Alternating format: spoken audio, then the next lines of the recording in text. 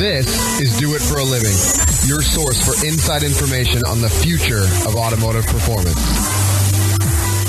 You've flown half around the world and people tell you they've got this sort of wiring in their workshop ready to go, but it's not what you have, so you can't just turn around and say, I'll come back next week.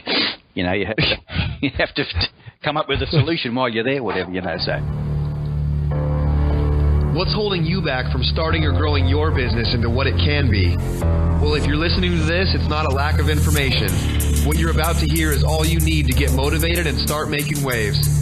Do It For a Living podcast details the journey of today's true players in their own words. Find out how they broke out so you can too. The time is now. The time is always now. So I've got Todd Lewis, the co-owner and technical side of Mainline Dyno here. Todd's made some big waves with his 4,000 horsepower Pro Mod hub dyno, which is really remarkable. And until this machine, there's no way to accurately dyno tune engines in this power range. I've noticed that it's been coming up over and over in previous interviews. When I ask, what's your favorite tool? People are consistently saying my dyno, and specifically their Mainline. So they tout the exceptional customer service, and Todd Lewis is the man behind that service. So Todd, thanks so much for taking some time today. I know it's very early in Australia right now. Thanks for being on Do It For a Living. No problem. Happy to be here. So tell us a little bit about your background and your business. Tell us about Mainline Dyno and how did you get started? My personal background is basically a motor mechanic. So I've probably been a mechanic now for 30 years.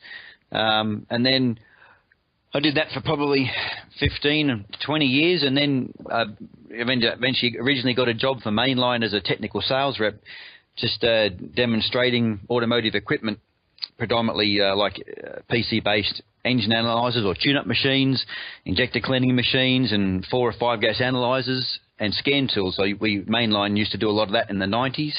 And then we sort of started dabbling in the world of dynos in the 90s, and then we sort of started developing a forward drive dyno around about the year 2000 we did. So what's your ideal client look like? The ideal client, someone who knows the product rings up and says, I just want one. And to some degree, there are people there's a lot of people who buy our stuff are like that, whatever. We have most of our stuff is word of mouth. As yourself, whatever, you wouldn't have heard about through us from anybody else other than word of mouth, really, because, no doubt about it. We don't do too much advertising in America other than PRI, but we don't, because I don't advertise in a PRI magazine because I don't think it sort of goes to our target market. That's the problem, whatever, So we do the show, but I don't advertise in a magazine. So it's difficult in the US to find what would work as far as, we've been through it where we used to prolifically magazine advertise here in Australia, and we did it for 6-7 years and spend $100,000 a year on magazine advertising just to get your name out there. That's what you have to do, whatever, So if we wanted to get our name, but these days Facebook can do a lot for you compared to magazine advertising. You can chuck $20 at a Facebook post, and potentially 100,000 people can see it. That's so we don't necessarily believe in the magazine stuff these days, whatever. So because we still get, we got another inquiry overnight from a guy in Kuwait for a hub dyno, whatever. So they come out from everywhere, really. And a guy in Puerto Rico overnight actually asked about a hub dyno. So how much has that changed over the years? I feel like magazines are dead. How can a magazine? They can't compete. Justify charging you $30,000 for a magazine ad, and that's a problem. In the US, it's a lot more expensive than here. We used to spend, about $5,000 a month for one particular magazine to have it was probably a double page ad.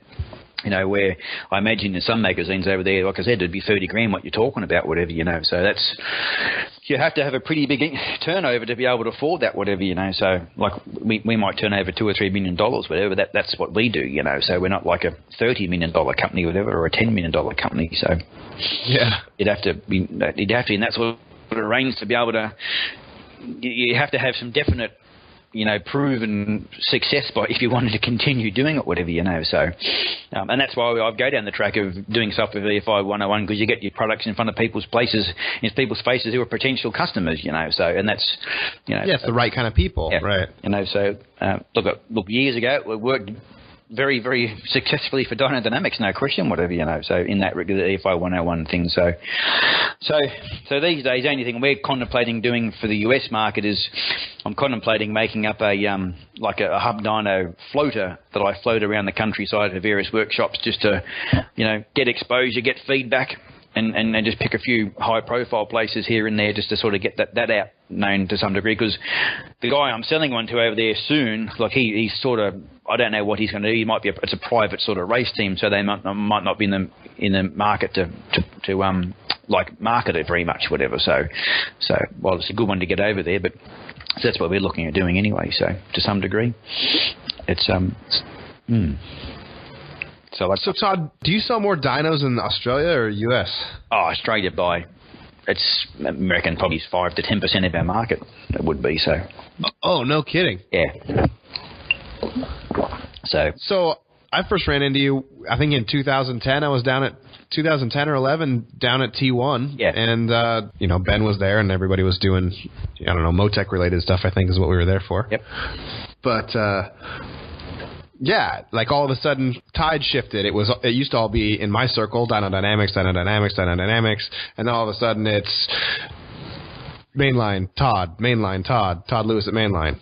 Yeah, I've tried hard over the years with Ben, just sort of, like I said, just try to help him out there. And look, Tony, being a friend of his, bought an old one that was over there, and they can appreciate what it does, whatever. And that dyno's moved on to a new customer now, and so Tony's other roller dyno's now moved on to that Mike Lappier, the guy at Autowave in California there somewhere. So they all sort of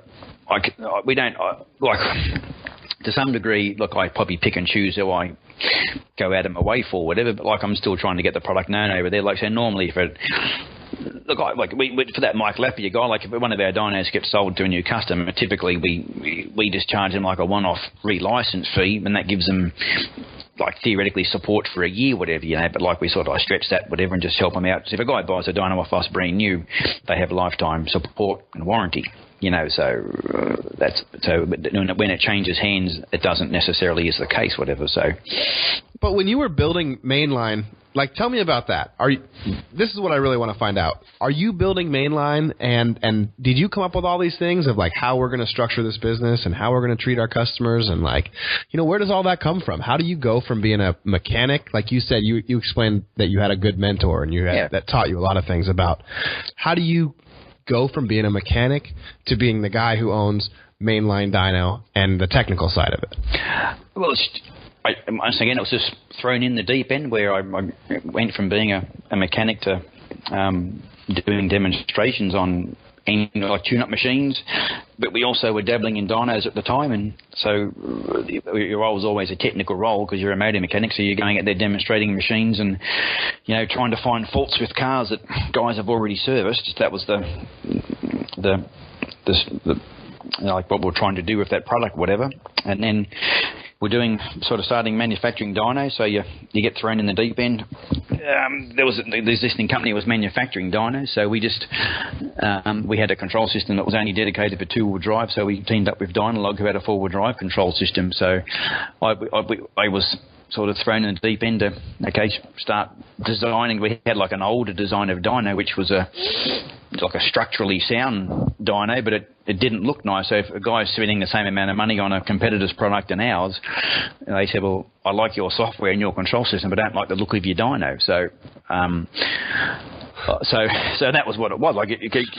So I had to sort of come up with a solution. So I sort of, back in the old AutoCAD days, I just sort of started drawing up a more sort of something similar to our a sheet metal style based dyno bed rather than a structural steel section dyno bed, which older dynos used to be, and make the dyno look nice.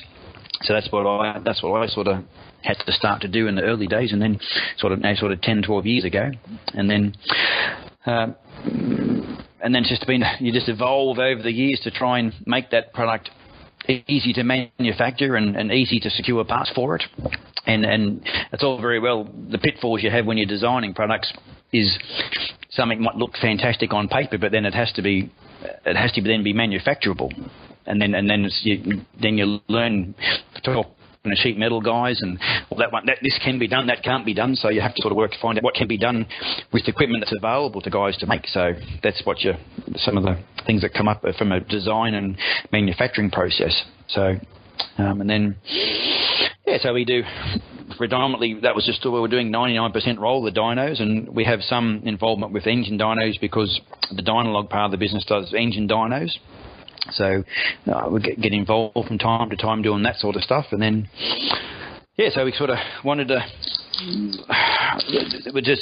we sort of felt there was a need for a hub dyno because it was just seemed the thing to do. Like guys, it's more so come around because the engine dyno guys are starting to want to do something over 2,000 horsepower. Like a lot of engine dynos, once again, are sort of do up to around 2,000 horsepower, and beyond that, there's not much around to do that. So the hub dyno sort of solves both problems. Whatever you can put the engine in your car and test it at over 2,000 horsepower if you had to. So that's why we went down that track as well. So it sort of kills two birds with one stone. The hub dyno does.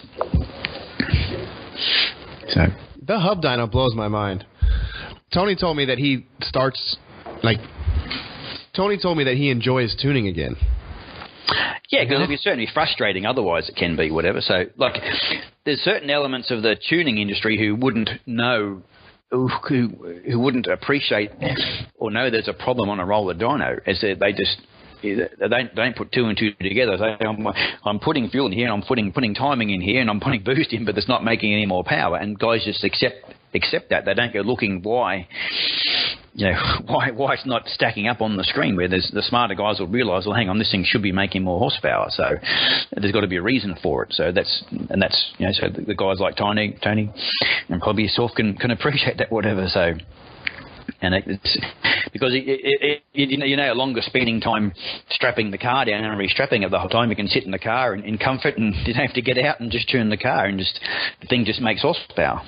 So I can't even explain to you every time I tune a car that's got on my world, the way my rollers are worn out, it's about 800 horsepower, and I start having issues. Like unstrap, restrap, strap the car down tighter, less air pressure, more air pressure. Like we put track bite on the tire. You're right. Yep. You know? Yep. Like I remember when I first sold like a twin retarder to a customer who's now got a hub dyno. Like his car was essentially like it's already making 2,800 horsepower on his hub dyno, but we were still trying to run that engine combo, like a smaller engine combo on a roller dyno. And look, we put it on, and the first day we got it, he was at 1,400 horsepower level. And, mucking around, and within a week or two, like he was doing 1,700, but like I get it, he had to put different tyres on it, and it took a lot of experimenting with straps, and you two straps up, and simply just at that power level, you can just break straps. That's the thing. You have to, you're beyond what the strap's actually good for to some degree. So, and you spend all the time strapping the car down rather than just tuning the car, whatever. So, and that's where it, for us, look, you learn a lot as to how to strap a big car down on a roller dyno with that sort of power level. So, but at the end of the day, if it's a live axle car with nice low profile hard tyres with big rims, then yes, you'll do it. But you go and throw like an independent rear end car on it where you can't tie it in, and then you'll never do it. That's the problem, So that's so yes, you can hold big horsepower on a roller dyno, but even like I was reading some stuff the other day, like that Steve Morris guy, where they run them on a dyno jet, like all these twin turbo big block stuff, and they'll repeatedly do 2,100 horsepower on a dyno jet. But like you said, but we can't do much more than that because it just blows the tyres off. So they're still limited, So where you're not limited on a hub dyno, you just keep on going. So. Yeah. So let's talk more about the business and creation of Mainline. Yep. Tell me about when you were a mechanic. You're 20 years old. What are you doing when you're 20 years old? Fixing cars. Yeah. You said you worked for a guy that was a mentor of yours and taught you how to think laterally? Yeah, like I did my apprenticeship with what's called like a federal government out here, working on various things. Like our apprenticeship in Australia is like 4 years, so I learnt lots there. And then I got a job for a guy who looked like we're working on Renaults and Peugeots, which are pretty foreign to your market, whatever. But they're quite challenging cars to work on, so you had to come up with lots of ideas how to fix the cars, like the traditional sort of what you class as your domestic market cars, like guys, everybody fixes them, where the guys who fix European cars, like they sort of seen as difficult cars to work on, so we had to come up with lots of strategies to still make it profitable to fix them sorts of cars.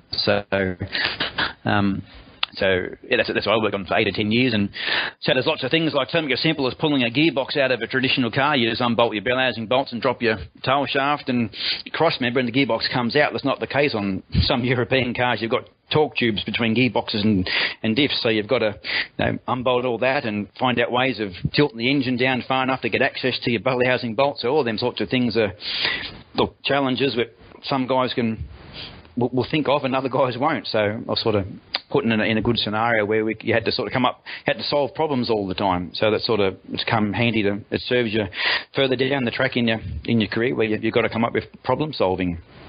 So there's got to be. Tell us about the apprenticeship in Australia.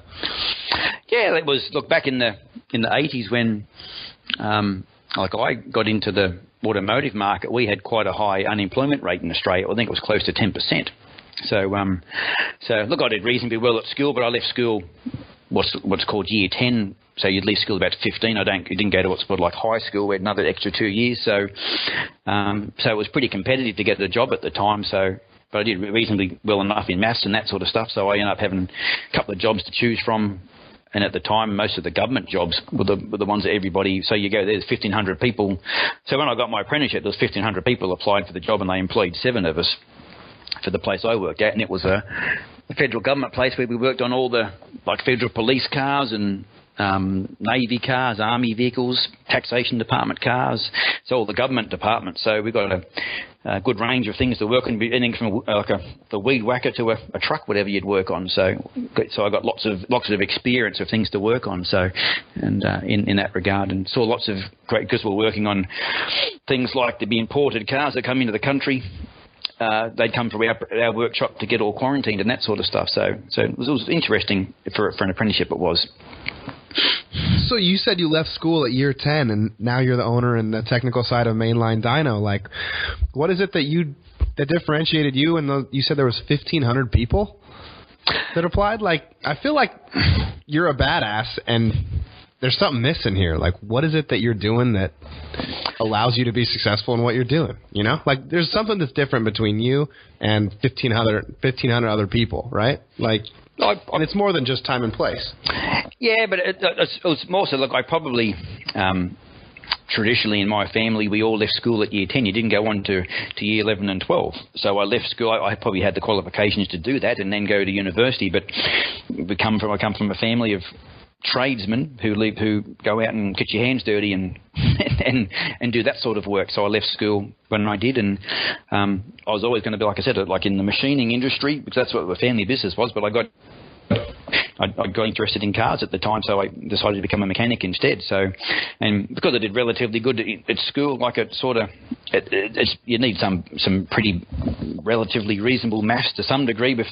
In the motor mechanic industry, you do here and there, and I was pretty good with my hands. I used to do metal work at school and that sort of stuff, or shop, I suppose you should call it over there. And so that's where it wasn't. I didn't find it too difficult to do. Like, I love going to what's called to TAFE or tech. We'd go one day a week to do like your theory side of things. So I liked that and did work. Most guys would go to tech and to think, oh, it's a day off work to go and have a bloods, but I took it as an opportunity to learn. So that's where, that's all the difference. Sometimes you're there you realise it's an opportunity to make the most of it, rather than you're not there to have it for a bludge. So. Yeah. So, and I thought too many people want to do that. So. Yeah. So do you find that? Like, I feel like that's something that's totally different. An opportunity, like, look, you take the day off and it's not go home and play video games. It's like, what else can I figure out? Like, do you have a thirst for knowledge? Like, are you hungry for finding out new stuff? I feel like you're a curious dude. Yeah, fortunately got this guy I worked for 10 years had like all these sayings, all the Confucius sayings, whatever. But and one of them was like, the more you learn, the more you realise you don't know. So. And that's very true. So, look, when I was young, I probably had a chip in my shoulder and thought I knew everything when I was a 3rd or 4th year apprentice, whatever. And then you come into the real world and, look, you start making mistakes on cars where, beforehand they were covered up and fixed by people. But when you start when you're 100% responsible for the work you do, then you realise you've got to be more.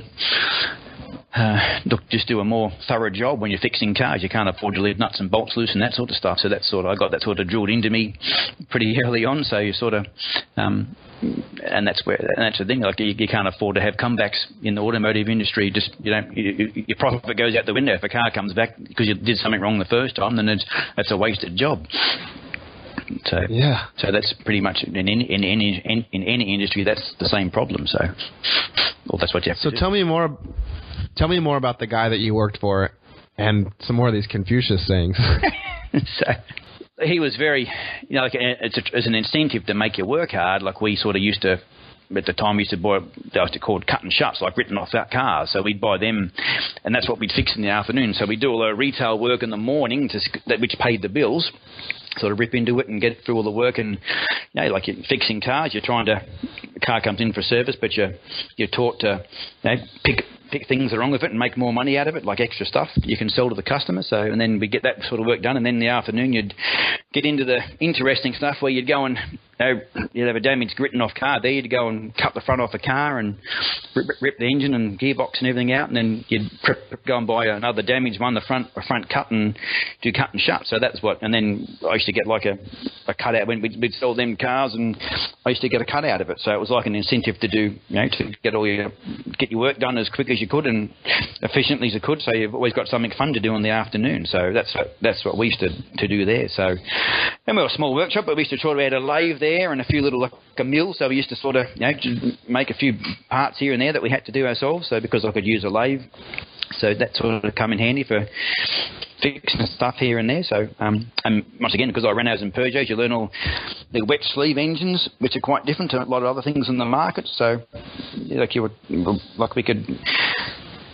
Things like a Renault 12, you've probably never seen one in your life, whatever sort of stuff, but like the book, the recommended time's like 6.5 hours for doing a clutch on that sort of car, because it's a front-wheel drive car, but it's not like an east-west engine, it's a north-south engine. But so that was like a 6.5 hour job book time. But like if I had all special tools set up, we could do one in half an hour, and then we'd rip into it, and then so that's a huge profit margin. If you can do the job in half an hour, even though it's 2 years, whatever, you still charge 6 hours labour. But that's what you can do if you set yourself up for doing various jobs. So yeah, so you guys would do cookie cutter stuff in the morning, and then the interesting stuff in the afternoon. Yeah. So, and like I said, and it's for him, it was a good way to keep me fired up and getting all the working hard, whatever. So, and it worked for me. It was interesting, like your spray paint and your panel beating on that sort of stuff. So you learn other skills as well. So, and I just come across too many people these days as I don't do that. Like people, something as simple as jump on a forklift and drive a forklift. Even okay, you may need your license for it, but like sometimes it's just handy to get yourself out of a bind. Just jump it and drive it. And people say, I won't do that. So I don't like the I can't do it attitude. You're right. So you told us about how you were an engine mechanic. Yep. When you were younger. Mm-hmm. So tell us about the story from going from an engine mechanic to now at Mainline. And was that a 10-year process, or like all of a sudden you recognize an opportunity, or how does that work? Like, how do you go from one thing to the next? Well, the guy that I worked for most of my life as a mechanic was a guy who always had good diagnostic equipment in his workshop. So every car that came through the door got put on the oscilloscope. So back in them days it was still points and that sort of stuff. So like every car got put on the oscilloscope. So I always had lots of oscilloscope experience. And when scan tools first came out, like sort of stuff, like it's the 80s we're talking here, whatever. So scan tools were new at that sort of time. So I had experience on scan tools and scopes from an early age, and then I eventually moved on from this guy and got a job at another workshop for a year where I had like a new computer-based engine analyzer, and I liked that and did the training on that, and I was pretty good at using it and diagnosing faults. And then I saw an ad in the paper for an automotive company, which is called Mainline Automotive Equipment, and they're after like a technical rep to demonstrate their PC-based tune-up machines, engine analyzers. So I saw this looks like it's something different, just to fixing cars. So I applied for that and ended up getting the job. So so basically then we'd just load the car up of a morning with a big bulbous in a trailer, like a tune-up machine, and we'd have sort of appointments lined up. We had like a lady cold calling all workshops. There's about 4,000 workshops in Sydney where we're based, and so you just line up like a demonstration. So you'd go there and unpack the tune-up machine in the guy's workshop, and like I said before, the process was to try and pick a car they just finished servicing and put it on the machine and make it look as if the car actually found a fault on the car. Like you put on, you might sort of, this machine, it's something simple, it's like you had like an alternator ripple waveform. So you try and, oh look, man, you got a crook diode in your alternator here, or like it had like an oscilloscope, so you'd backprobe the O2 sensor and hold the thing in closed loop and see what the O2 sensor's doing, and diagnose a lazy O2 sensor. So you would try and use the machine with all the bells and whistles to make it look like you've just missed all these extra jobs that you missed out on. So that's so it was always sort of good with diagnostic stuff, and once again it's the same thing with dynos. Like to some degree, it's advantageous if you're using a dyno to have good diagnostic skills. Because not every car that comes through your door when you're tuning cars is in a fit state of tune before you start trying to tune the car. So a lot of that sort of stuff, transfers over to dyno side of business. It does. So, but that's how I transitioned from a motor mechanic to working for Mainline. Yeah. So that's pretty cool and pretty inspiring, going from that and then getting your foot in the door at Mainline and then climbing up through the ranks over the years.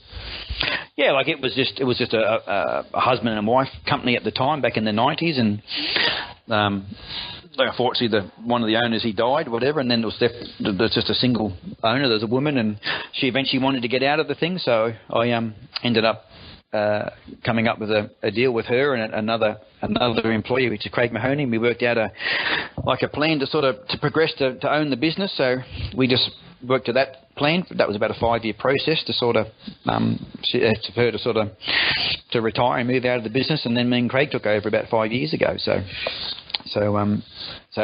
it is different when you work for yourself, like you probably, and like our business has certainly expanded in that time, and whether it's hard to put a finger on what you're doing differently, but like we're selling a lot more stuff than we were 5 years ago. So, but I think I think it's just a difference. You're working for yourself, and you're always on the ball, making sure that people are taken care of, and you're doing the right thing by your customers. So, yeah. Because it's your ass on the line. It is, yeah. Every time the phone rings, it's a potential dyno sale. So you can't. You've got to take the call, and because with dyno sales, a lot of the time they're not just instantaneous sales where people ring up and say, I want to buy a dyno. We've got like a good database. Like every phone call that someone makes, it's logged and it's recorded. And sometimes dyno sales take 2, 3, 4, 5 years, before a person makes that plunge. And because it's apart from their house and their car, it's one of their biggest purchases they'll ever make in their life. So it's a big deal to people when they buy something like a dyno. So sure. So that's why you've got to treat each potential phone call and conversation pretty seriously. You do so. So obviously you care passionately about it. It's your business. Yep. How do you hire and instill that in your people? Oh, look, big. Most of my it tends to work out like the people we employ, because once they see, there's people who, if anybody's interested in cars, then they pretty much know what a dyno is. So that's when we advertise for a job, it ultimately comes out in the interview that they know what a dyno is and they like cars, and so they're sort of interested in that sort of stuff. So all the guys we pretty much employ are to some degree, so they sort of can appreciate that they're making a niche product and are proud of it, of the product. So we sort of try and involve them here and there in trade shows and that sort of stuff. So they're not just sort of stuck in a factory the whole time making stuff. We can sort of take them here to trade shows and sort of I work for Mainline and that sort of stuff. So it just worked out in that regards. It's not just your average everyday job. In the fabrication business, you're making a product that there's probably only a dozen companies in the world that make. So it's so they can. That's just a matter of picking the right people when they come in for an interview, really. So how do you find them in the first place? These days just. I've employed a few people who have just been word of mouth when someone's been looking for a job, whatever, and you've known who they've worked for and that sort of thing. So that works out sometimes. Most of the time it's just a matter of advertising these days on the internet, and you just go through the references and their application letters and interview a few people and just ultimately you're never 100% sure the person you employ is going to work out. They've all come with, everybody's got their own idiosyncrasies, so you just deal with it. So as a boss, you have to nurture them and talk to them and ultimately you've got to be compassionate to their family life, and otherwise people need that these days. So you've just got to be. You haven't had a problem? No, look, I said it's just everybody. Like I said, you get some employers who turn up to work every day and never talk, or you're not aware of what personal problems they have, and other guys the employee do, and you just got to you deal with it and help them out. So look, there's no point you just can't fire people at the drop of a hat anyway. In Australia, at least anyway, you've got to have just cause. You've got to have 3 warnings before you can fire people over here, whatever. So if you've got a problem with an employee, you basically it's in your favour to basically work through the problem with that employee and work out what's not working and come up with solutions so you can essentially keep them and make them productive for you. So that's what you have to do when you employ people these days. So that's the biggest part from being an employee to an employer is you've got to just deal with all your staff. So yeah. So what's your ultimate goal for Mainline? We're transitioning into some bigger new premises at the moment, which will help our productivity. And I'll probably we'll probably grow. We're about 11 or 12 people at the moment. Probably put an extra couple of people on when we move to some new premises. In our new premises, we're going to have like a dedicated training facility and a dedicated, like a real pretty fancy dyno cell set up, so we can do some more sort of on. Years ago, we used to do more demonstrations at our factory, but these days it's not as critical to some degree. But I'd like to sort of do more of that. To that degree, and look, just continue to grow our name around the world, and to some degree, I'd prefer to. Not that I don't want to stop totally making roller dynos, but the hub dynos are gaining a lot of interest. So look, if that kicks off more, then I'm happy to go down that road as well, and just keep on. We also make motorbike dynos as well. So, but I'd like to sort of do some. We'll probably try and get more involved in the engine dyno stuff as well as the years march on. We will do so. But so you said you have a partner. Do you and your partner complement each other's skill sets? And how much do you lean on your partner to make the business successful? Well, it works out pretty good. We're both motor mechanics. And I let him, he handles 99% of the sales stuff. And that works. Well, otherwise you're not sort of asking, did you talk to that person? Did you talk to that person? So he does 99% of the sales stuff. And I just sort of do the general predominantly running of the business and the design of products, and then we split the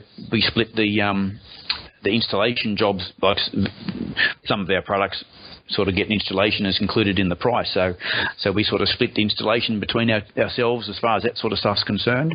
So like we do complement each other. Like, so I can basically do my part of the business, he can do his part of the business, and look, we talk obviously all day, every day about how's this job going and that job going and what deal he's got going at point in time. So, but look, there's a lot of time where, I've got no idea that a dyno, he's been talking to a guy for 3 months, whatever, and then, yes, here's a dyno sale. So in some degree, I don't need to know about it until such time as here's another order, whatever, So, and that's what happens, whatever. And the same thing here, like eventually I'll say, well, this dyno's ready to ship now, and this dyno's ready to ship now. So, but yeah, it works out good what we bring to the company to each other, whatever it does. So, like, do you find that you work well with other people?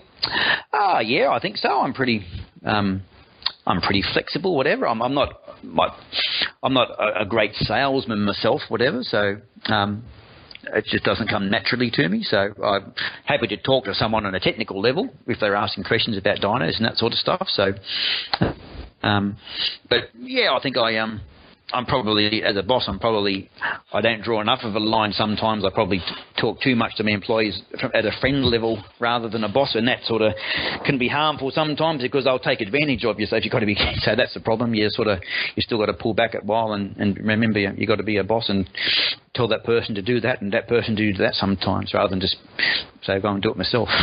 So where do you draw the line between friend and employee? Because I feel like that's a hard thing to do.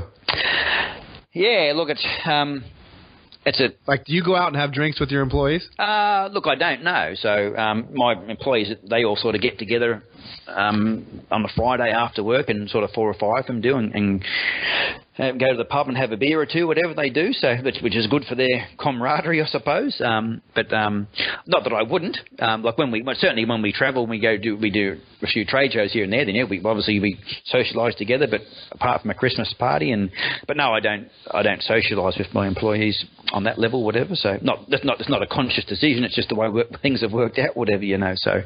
But it could certainly.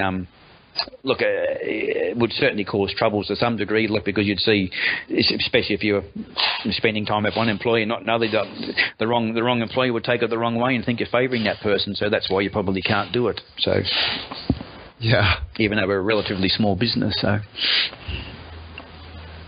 So, look, you got all this stuff going on. Do you try and do everything yourself? Or like you said, you're pretty comfortable working with others, so you don't try and do everything yourself, huh? Well, I find myself constantly trying to pull back. Sometimes you get frustrated, and this job should have been finished by now, or that sort of thing. So ultimately, when we were smaller, I used to do everything I used to weld the dyno beds together and weld the rollers, and I can machine rollers. I can do everything as far as completely manufactured the dyno is concerned, because we used to do that when we were smaller. So, but these days you employ people to do it. So it is you just have to step back and learn to designate more for people. So, but you have to be willing and able at any time to jump in. If you've got a staff member who doesn't come in for the day, then someone's got to fill in for that person to some degree. So for my role in the business, I need to be able to do everything when the need arises, on top of what the normal day-to-day running of the business is. So and that's fine with me, whatever. So I don't mind doing that. Like I hate sort of having a machine there I can't use, that sort of stuff. So I like to be able to use everything that I own. So, so that's my philosophy on. But yeah, like I probably I do need to step back a bit more than what I do at the moment, whatever. But it's just hard. That's all to make that break. Yeah, you spent your whole life doing it yourself. Yeah, like you always taught to get your hands dirty and do it, whatever. And ultimately, when you're the boss, you can essentially do a lot of things quicker than employees can, because they don't have that. All employees, they don't have that hunger that you have to actually what you do as if it's your own business. So, tell me about that hunger. Well, that's just look. Ultimately, I think employees, predominantly, they've constantly got other things on their mind. They're doing their job, whatever. Where when I do it, that's what your task is. You go and do it, whatever. So you want to have this done and this done, because I've got another 20 things I've got to do that day as well. So it's a matter of whether an employee just they all sort of do their job and go along, but it's just different. You can't really employ 10 of yourself. So. Yeah. I mean, I feel like ideally that's what we do, right? We create a culture where everybody feels like it's their own business. Yeah, you try to, whatever, and in that regards. But there's a saying going around at the moment, the age of entitlement. So it's difficult, where I see so much variance around the world. You go and see how good people have it in Australia, and I go overseas and see, where we said dynos to almost third world countries, and you see the hardships that workers have over there. So people don't know how good they've got it, So what one person would whinge about in your or my country, whatever, the people would die for in other countries, they would do, So it's hard. That's what's hard. For people who only lived in Australia or lived in the US all their life, then it's hard to appreciate. They think they're justified in whinging about something, but other parts of the world, it's not the case. So, yeah, it's a lot harder out in other parts of the world than we give it credit for. And I've been spent a lot of time in Indonesia selling stuff over there, and I felt I was in a car one night with a customer over there, and he got a flat tyre, and he's on his car. It was like 3 o'clock in the morning or something it was, and so he pulled over the side of the road and knocked on this wooden box on the side of the road, and I said, "What are you doing?" He said, this guy's going to come and fix me tyre. I said, "Well, you're knocking on the box for to wake this guy up, because this guy lives in a wooden box on the side of the road, but actually his job is fitting tyres by day, just working on the side of the road." And I thought this guy was slack because he's waking this guy up to get him out of bed to fix his tyre at 3 o'clock in the morning. But he says, no, he said, "So I'm going to give him money."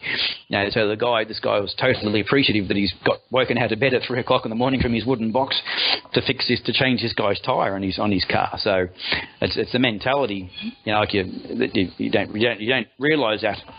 We come from a different society, but that's how other people in other countries think. So that's it's quite sort of interesting seeing that sort of stuff.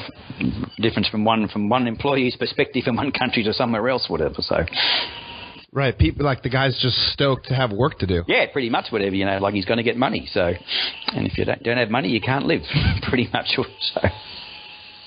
Yeah, it's crazy. So, I'm going to transition to quick answer questions. Everything here is I'm just going to fire these off at you and try to answer them in a minute or less. Fair enough? No worries, I'll do my best. So, Todd, tell us about a game-changing product that you've seen in the last year. Not that I would potentially use it, but I've seen a lot of these 3D scanners on the market now that sort of guys in workshops can essentially use, so they can scan like an engine bay of a car, so they can sort of work out the fitment of if they're making like exhaust or turbo manifolds. I can see that's quite a handy product. I've probably been around for a while, but I'm seeing more of it these days anyway, where it's more affordable to the general workshop. Yeah. And you get to see all kinds of stuff touring around the world and checking out, doing installations and seeing how these different shops work and stuff. Yeah, like nothing different. Like at Tony Palo's place, I saw he had that nice little sort of infrared attachment for his iPhone. That's pretty cool as well. So, so the little things like that sort of pop up from time to time. You see, that's pretty cool. So quite handy. Yeah. So what software program are you using daily? I use Solidworks for my design stuff, which is a great tool for designing dynos and that sort of thing. So that's what I spend most of my time in front of in that regards anyway. So as far as did you teach yourself Solidworks, or how do you learn how to design in SolidWorks? In Australia, it's sort of marketed where you pay a couple of grand more for the product, but you go and get sort of 4 or 5 days initial training. So, and then with SolidWorks, you have it's a voluntary subscription service, so you can basically indefinitely get help, that sort of stuff. So if you need a problem, they can log in, they can operate the computer for you, you can send an email, or you can actually do a phone call. So it is handy when you first start in the product, whatever. But honestly, these days for something like SolidWorks, you just Google it and you can find a video on how to do that in that program. So it's pretty cool. Yeah, pretty much you can Google anything nowadays. So do you have a favorite app that you use daily?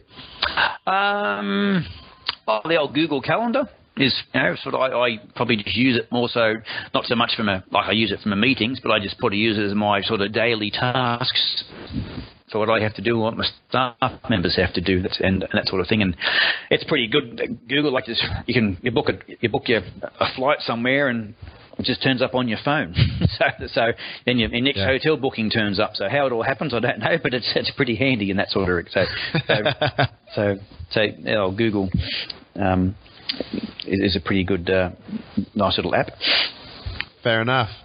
So what's your favorite shop tool? Now everybody always answers with their dyno, so you don't get to say that one. Right. So, look, like I said, I like our nice new Akuma CNC lathe with live tooling. That's a pretty flash bit of gear. So I like that. What that sort of can do is it's making all our hub dyno adapters. That's predominant, but does everything else here for us. So that's a good little tool. In that regard, it is. So I have to say that's my favourite at the moment. So all right. I also like PC-based oscilloscope. So I like playing at them sorts of things as well. So yeah. You're talking about a picoscope? Yeah, well, there's some other. We've a couple of 4-channel and 2-channel ones. We've done some stuff with to integrate into the dyno, so they're good. They're good tools to play with as well. So, killer. So to end the conversation, Todd, tell me about what you think the future of automotive performance is. Yeah, look, I think we've still got oil for a fair bit of time, so there's still going to be conventional internal combustion engines for a certain amount of time, but obviously the hybrid stuff's going to start filtering through. So then there's so they're still going to have a need for traditional roller and hub dynos for a fair bit, I'd say, and then there's probably going to be a bit of a call for special dynos for regenerative systems measuring on electric vehicles and that sort of stuff, where that sort of stuff may become more mainstream, so the average workshop might need to sort of find out how that regenerative system's working on a hybrid car, something like that. So, but there's still, like I said, I think we've got oil for a little bit to go yet, so about 10 or 20 years, but so guys are well, but maybe with hybrid cars, still guys, we're going to make them go faster, so they're still going to need a dyno of some sort to measure their improvements, whatever. So, no doubt. So Todd, tell us finally, what's the future for you and your company? We've talked about it a little bit. Look, I'd like to. I don't have any grand plans of being a monstrous company and employing 100 people, whatever. Like, we're pretty comfortable about the size we've got at the moment, but you probably just, well, I'd just like to have a little bit more manufacturing capability and just become a highly regarded dyno manufacturer. That's pretty much and sought after products. Well, you're well on your way for sure. Your name is spoken with pretty high regard. So kudos, my friend. All right. Thank you. Well, Todd, how do we connect with you and your company?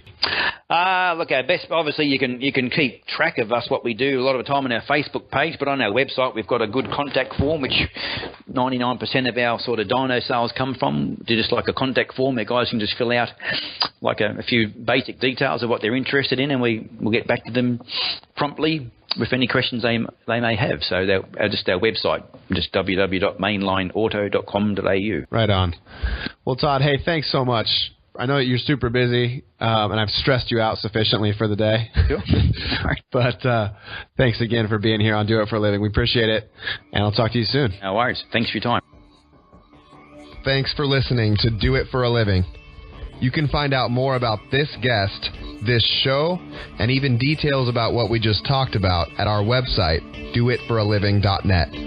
Check out the Facebook page at facebook.com/doitforaliving and tell us who you want to hear from. And most importantly, subscribe to the podcast. Click subscribe. Do it now. Seriously. I'll wait while you grab your phone. Open up the podcast app. Tap the subscribe button. When you subscribe, you help us gain momentum and attract more high-level guests.